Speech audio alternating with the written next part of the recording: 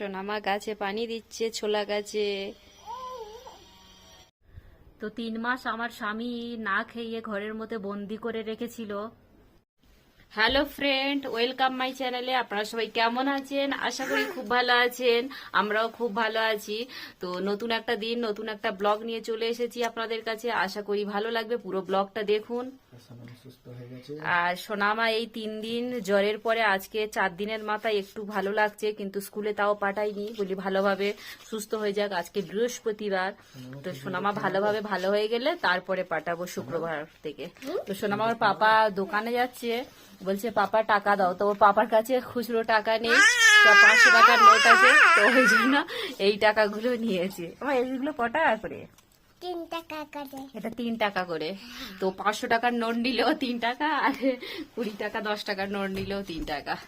তো সোনামার পাপা এখন দোকানে যাচ্ছে। সোনামার খাওয়ানো হয়ে গেছে খিচুড়ি, আর এবার আমি রান্না বান্নার দিকে যাব। তো কি রান্না করব?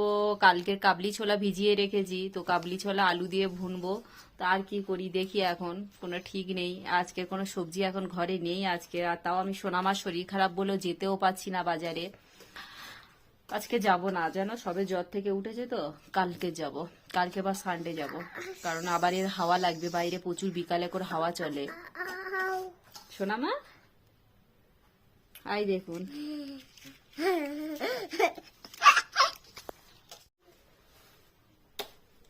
পাপা এবার আদর করে দিচ্ছে সোনামাকে।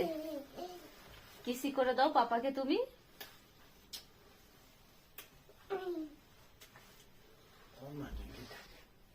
সানা, পাপা যাচ্ছে দোকানে।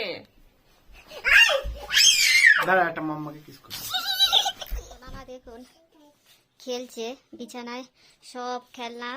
খেলনা তো সব মানে কি, এই দুটো ব্যাগ ভরা করা এখানে খেলনা আছে। এই খেলনাগুলো আলাদা, এগুলো এখানে থাকে। তো সেই খেলনাগুলো সব ঢেলেছে, ঢেলে কাঁচি দিয়ে সব কি কেরামতি করছে। আর এই ঝুড়িটা নিয়ে আসার কি দরকার ছিল? এই ঝুড়িটা তো মামার কাজের জিনিসপত্র আছে, পেন টেন। এগুলো কেন নিয়েছো মা? কাঁচি খোঁজার জন্য? তো আমাকে বলতে পারতে, আমি কাঁচি বের করে দিতাম।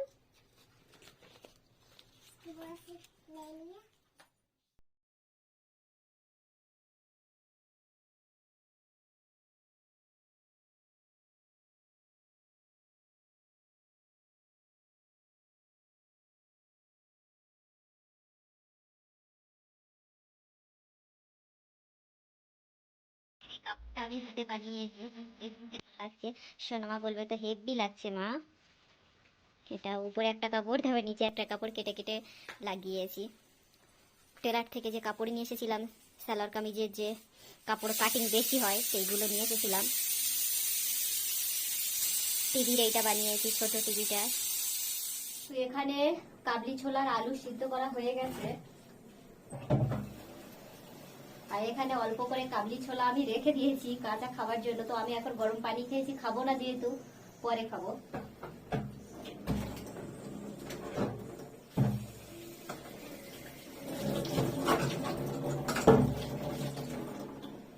এখানে কাবলি ছোলা আর আলু সিদ্ধ হয়ে গেছে।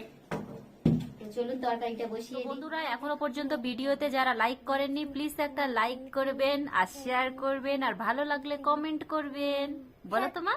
Tata, accept comment. সকাল সকাল আমার হাত কেটে গেছে, অনেকটা ডিপ হয়ে গেছে, সেই জন্য সানামের পাপাওয়া টেপ মেরে দিয়েছে।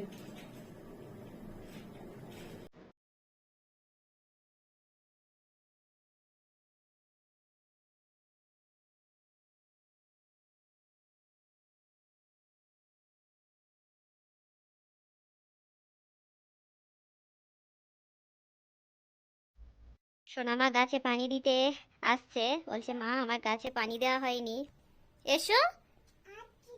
সানামের গাছগুলো সব তুলে কে ফেলে দিয়েছে? মাংকি, এখানে কোনো জিনিস রাখবে না মাংকি। দেখো এঁংড়ে এঁংড়ে সব কেমন ফেলেছে, সব ফেলে দিয়েছে। দেখো মা কত।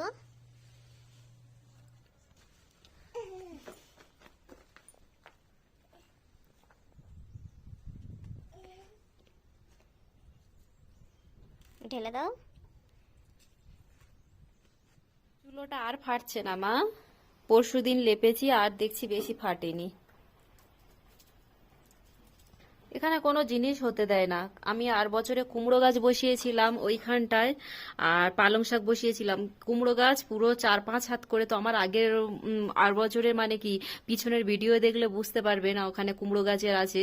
তো বসিয়েছিলাম, কি বড় বড় কুমড়ো গাছ হয়েছিল, সব মাংকি তুলে খেয়ে নিয়েছে। পাতা, কুমড়ো গাছের ডাঁটা সব ছিঁড়ে ফেলে দিয়েছে আর খেয়ে নিয়েছে। আর সোনামার সেই ছোলা গাছগুলো সব নষ্ট করে দিয়েছে। চুলোটা তো একদম স্পেশাল হয়ে আছে, ওদের চুলোটা খুব সুন্দর হয়েছে।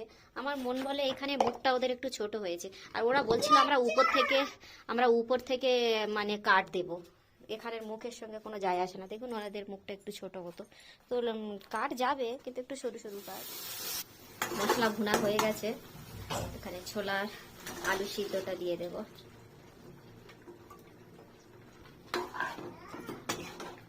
তো এইটা পরোটার সঙ্গে রুটির সঙ্গে খাবার জন্য তো অনেকে খুব সুন্দর করে শুকনো করে করে, তো আমরা এটা একদম মানে কি পাতলা পাতলা ডালের মতো করি, কারণ ভাতের সঙ্গে খাবার জন্য। কাবলি ছোলা তো অনেকে খুব সুন্দর করে বানায় পরোটার সঙ্গে খাবার জন্য। তো আমি এমন পাতলা করে বানাবো, একটু ফুটে উঠলে হয়ে যাবে।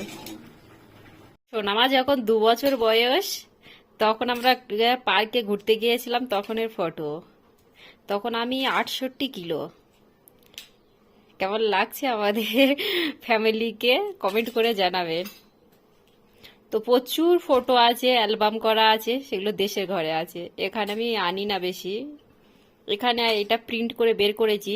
আগে আমাদের দুজনের একটা ফটো ছিল, তো সোনামা শুধু কাঁদতো, মামা আমি ওখানে নেই কেন, তো সেই জন্য সোনামার এই ফটোটা লাগানো হয়েছে। ছোলা খাবে? দেখো কাবলি ছোলা অনেকটা একটু মিষ্টি মিষ্টি লাগে, তো অনেকটা ছোলার মতো খেতে লাগে, কালো ছোলার মতো। কেমন? খেয়ে যেতে হবে না বেশি, কারণ তোমার সবে জ্বর থেকে উঠেছো।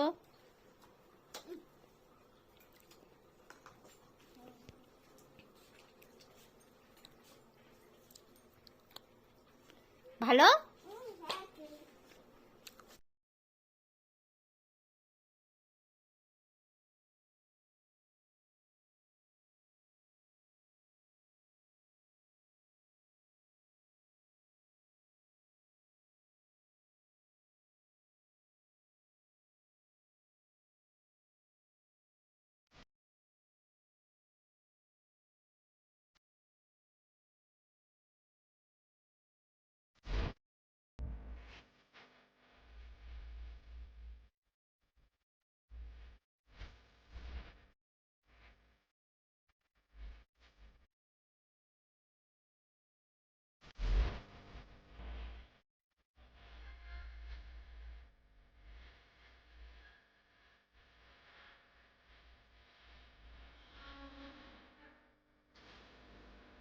আমি বন্দি হয়েছিলাম, কারণ আমি 3 মাসে যখন প্রথমে আসি, তখন 3 মাস আমি ভাত খেতে পারতাম না, আর ঘরের বাইরেও বেরোতাম না, কারণ হিন্দি জানতাম না, কিছুই জানতাম না।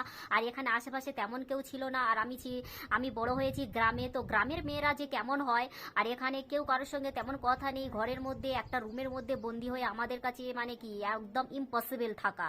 তো সেই রকমই, আর সালামের পাপা বলতো একটু বাইরে চলো, তো আমি যেতামই না।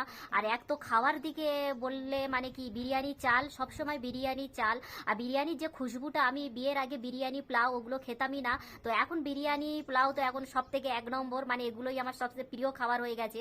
বাট তখন আমি খেতামই না, আর খুশবুটা আমি নিতেই পারতাম না, যে বিরিয়ানি চাল থেকে যে খুশবুটা আসতো সেটা আমি একদমই নিতে পারতাম না।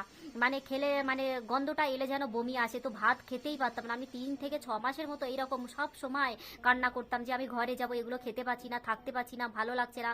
তো সোনামার পাপা সকালবেলা চলে যেত, রাতে আসতো, আমি সারা দিন ভরে একা বোর হয়ে শুধু কাঁদতাম আর কাঁদতাম। এইরকম ভাবে আমার 3 মাস কেটেছে প্রথম সিমলায় আসায়, তো না খেয়ে আর ঘরে বন্দি হয়ে থাকার মতো। তো আজকের ভিডিওটা এই পর্যন্ত, টাটা, দেখা হবে নেক্সট একটা নিউ ভিডিওতে। ভালো থাকুন, সুস্থ থাকুন।